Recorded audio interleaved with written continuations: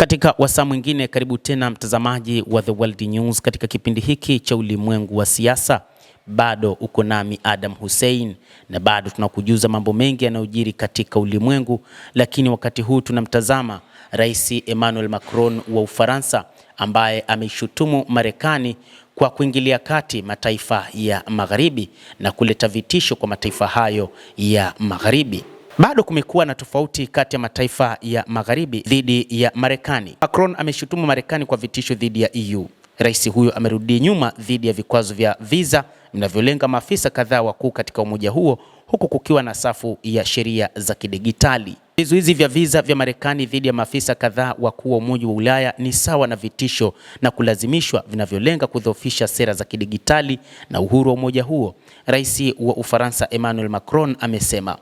Siku ya Jumanne, utawala wa Rais Donald Trump ulitangaza vikwazo vipya vinavyomlenga Thierry Breton, kamishna wa zamani wa soko la ndani la Ulaya aliteuliwa na Macron mwenyewe na maafisa wengine wanne kutokana na kile kilichoelezwa kama juhudi za kulazimisha majukwaa ya Marekani kuadhibu maoni ya Wamarekani yanayopinga.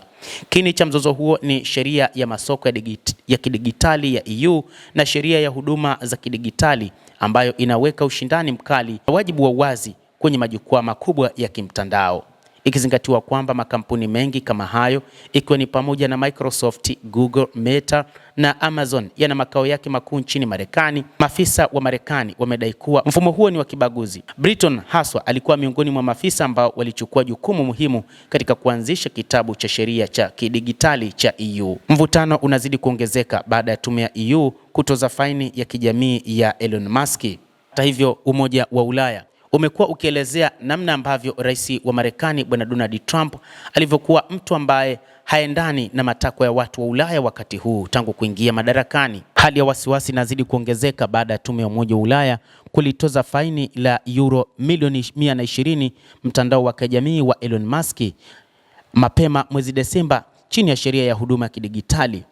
Maafisa wa Marekani wamekosoa hatua hiyo kwa kuwa ni hatua ambayo inadhuru uhuru wa kujieleza na kulenga isivyo haki kampuni ya Marekani. Katika chapisho kupitia ukurasa wa X siku ya Jumatano, Macron alisema kwamba vikwazo vya Marekani ni sawa na vitisho na kulazimishwa kwa lengo la kudhoofisha uhuru wa kidigiti wa Uropa. Aliongeza kuwa sheria za EU zilipitishwa kidemokrasia na hazikukusudiwa kuamuliwa nje ya Uropa, huku akisisitiza kwamba zimeundwa ili kuhakikisha ushindani wa haki kati ya majukwaa bila kulenga nchi yoyote ya tatu.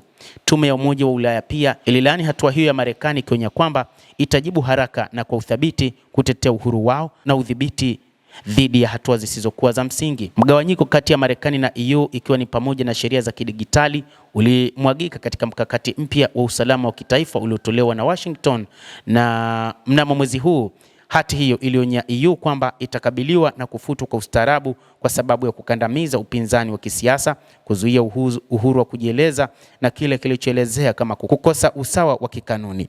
Endelea kutufuatilia mtazamaji, lakini usisahau kulike, usisahau kucomment, kadhalika kusubscribe channel yetu hii. Utakuwa ukipata habari hizi kwa mapana kupitia hapa The World News. Jina langu ni Adam Hussein. Endelea kuwa nasi wakati wote, endelea kutufuatilia kuyajue mengi yanayojiri katika ulimwengu.